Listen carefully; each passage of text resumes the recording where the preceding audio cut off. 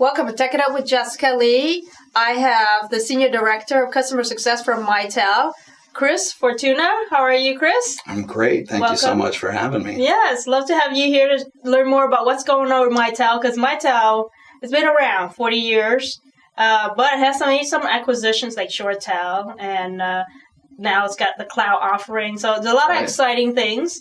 Wanted to get your take on what's going on. Sure. Yeah, as you said, Mitel's been around over 40 years, just highly regarded as best-in-class unified communications. Okay.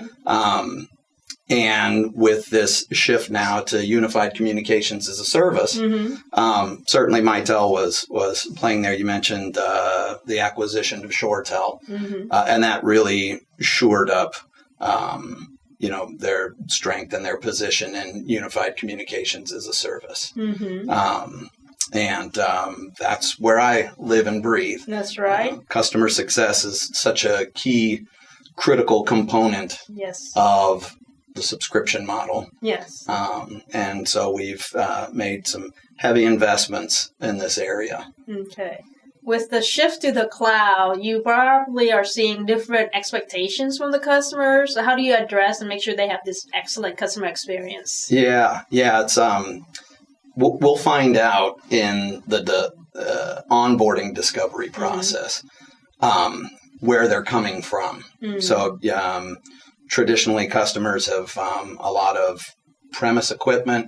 They've got a partner that's been helping them out with, managing the hardware, updating the software, a lot of these things that they're not going to have to do anymore. But again, depending on where they've come from, that will determine what their expectations are.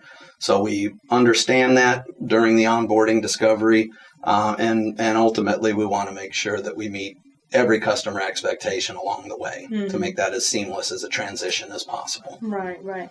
And what metrics or what KPIs do you look at to make sure you're doing a good job? Sure. From a financial standpoint, obviously there's a quote to cash or book to bill that you're looking at for that onboarding phase. But ultimately, for me, being on the receiving end of that, we do an NPS survey at the end of the onboarding cycle, so that we know, what's the temperature of this customer, and we get real-time feedback. So that internally we can address any issues that are uncovered, and then externally, obviously, it gives us an opportunity to better prepare the customer for the next stage in the life cycle. Right. So you've got this adoption of technology is one thing. You've got retention, expansion, maybe them being a reference. Sure. Yeah. No, in customer success. So once the customer is fully onboarded and handed off to success, you talk about the 4 key areas of focus for us being adoption, expansion, retention, and advocacy is absolutely a key component of that. So can we build a network of referenceable customers? And we do, later in the life cycle, we do another NPS survey that kind of helps us gauge that. And where are they at? Are they referenceable? Are there challenges? Are there issues here? But beyond just the NPS, we like to use a lot of data. There's a tremendous amount of data. And obviously the challenge is, collating and really identifying actionable data. Yes. What do you want to do something about? Right. We don't need to wait for a survey to tell us that a customer might be at adoption risk. You've got a customer that's paying for a whole set of capabilities that they're not using. We need to get ahead of that. We need to be in front of them. We need to be talking to the customers and understand, was this just a misalignment of your requirements, or are we having some challenges getting users to use the feature? Or do you bottleneck at your administration being able to roll these things out to the end users? So a tremendous amount of data that we use, all orchestrated and instrumented nicely. A little plug for Gainsight is the tool that we use to help us manage that customer base. Okay. So there's certainly the telemetry that you can use. And Yeah. do you share that with the partners so that maybe the partners can also take on some of that customer success responsibility? We certainly do. We're trying. Actually, it's an interesting. At Pulse last year, there were a whole day of activity around how do you bring the VARs and the agents that are interested into the practice of customer success. They've got just as vested interest as you do. And then sometimes they've got a better reach and proximity to the customer. So we're looking at ways that we can get all of the data that we have available to them so that they can assist us with those 4 key areas that I talked about. Right. I think there's a lot of automation now in order to drive efficiency and keep costs down while you're scaling and expanding. Because, I think you have 80 customer success managers in your team, right? So how much of the automation have you done? We have done quite a bit. We have a broad spectrum of customers as well. So the automation has to be a right fit for the segment. And in a lot of cases, for the customer that only has 10 or 15 endpoints, their needs and how we would want to direct automation to guide them and assist them in their success is going to be much different than somebody that's got 4,000 endpoints that's managing this vast enterprise. So absolutely using that data, looking at signals, generating calls to action for the customer success manager when it's warranted, but also triggering outreaches both to the customer, to the customer success manager, and eventually, as you mentioned, to be able to bring our partners into that ecosystem as well. Do you have different programs for the enterprise versus the SMB, like smaller accounts? The interesting thing with Mite is regardless of whether you've got 10 endpoints or 10,000 endpoints, you get a dedicated customer success manager. The functions and the amount of time and attention that they might be able to spend on each account are going to vary where you are in that spectrum. But we're very proud of the fact that we have a dedicated customer success manager for every account. That's good. Yeah. What challenges do you face? Oh, well, none. Everything works perfectly. No, obviously, yeah, we have, you talked about automation and automation is triggered by data, and the data is so abundant.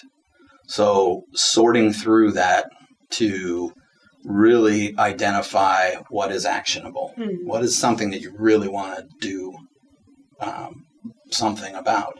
And then you find 25 things that, hey, these are important enough that we want to do something about.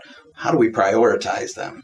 And then how do you prioritize them against the segments so that you're not overwhelming the customer success manager with things that just become noise in the system? So really bubbling that up. And one of the things that we did to aid us with this was a pretty vast data science project where we took volumes and volumes of data of our past accounts, customers that had exited Mitel. And we looked at every single dimension to establish corollaries for churn, and then build a model around that for our existing customer base. And so, but again, you talked about challenges. Even with that, we found, great, there's a whole bunch of corollaries. Some are stronger than others. So how do you really bubble up and prioritize the ones that are the highest corollary? And, data is not perfect. So you have to test things. It's a trial and error that's involved. So you've got to launch a program, monitor it, measure it. If it's working, great. If it's not, tweak it, refine it. If your assumptions turn out to be wrong, you just got to throw it out and move on to the next one. Right. It's true. there's just so much data, but you can get a lot of insights, and then you have to prioritize what to do with certain insights, like take action. So much data that it could be paralyzing, it could be crippling. But with the team that we've built, and with my peers, we've just got this move forward attitude, and let's try stuff. Yeah. And if it doesn't work, that's fine. You can fail and you can fall down, just fall forward and learn from what you did. Yeah.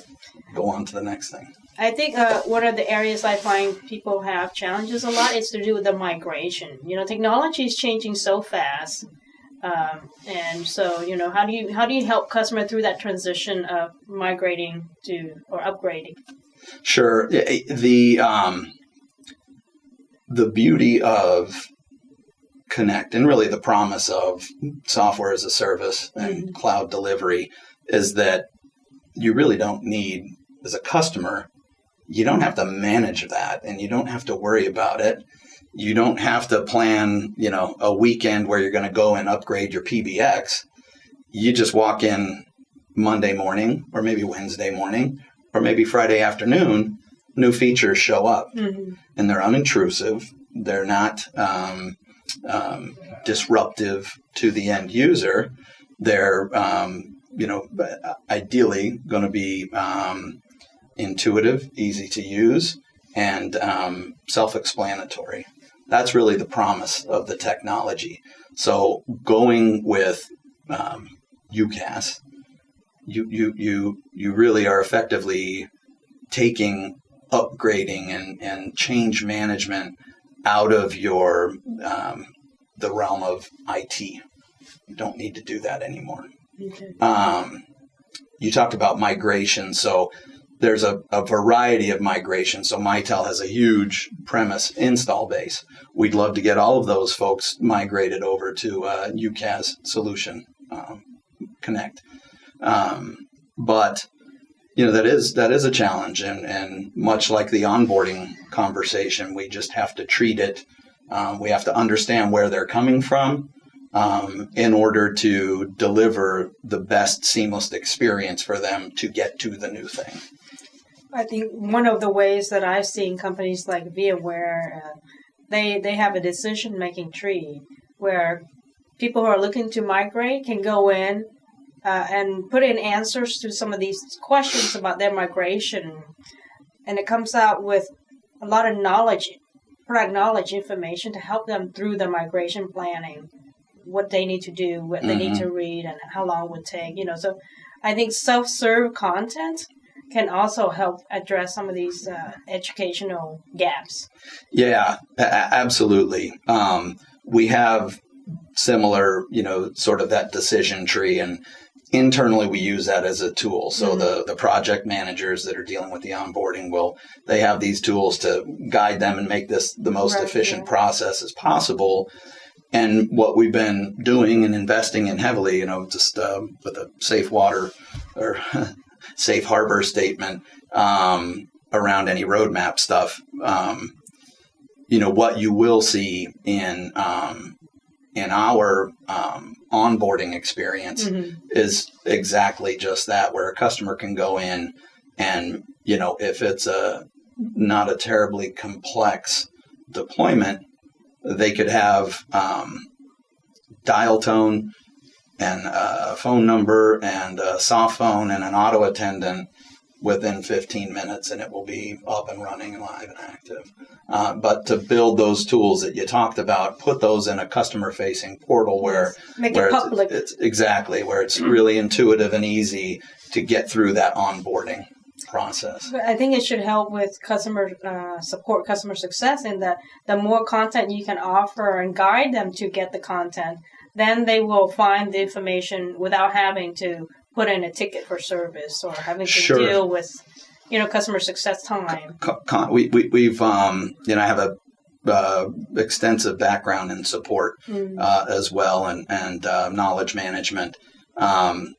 We would study this stuff, and you build portals, and you build knowledge bases, and you build tools, and you create content.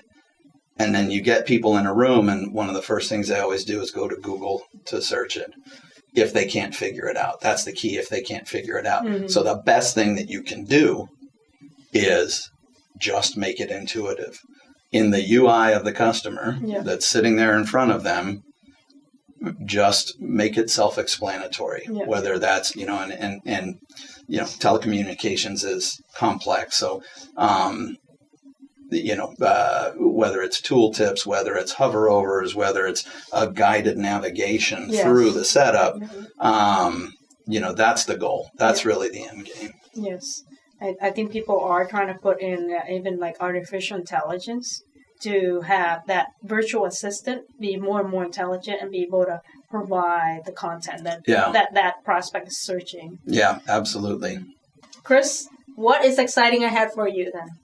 Well, for me personally, the great thing is, I wake up every day and I have a job that I love to do. A lot of challenges for sure, but I've got a great team that I work with. Mm-hmm. I've got great partnerships from an organizational standpoint. I'm basically working for the chief customer officer. So my boss owns the customer lifecycle end to end. Mm-hmm. So the peers that I work with are those very people that are running onboarding, that are running support, the billing function, the shipping of hardware where hardware is involved. So I am just super excited to be in a position right now to drive radical improvement in the customer experience. This is the goal of Mite. We want to make sure that we meet every single customer commitment and exceed every single customer expectation.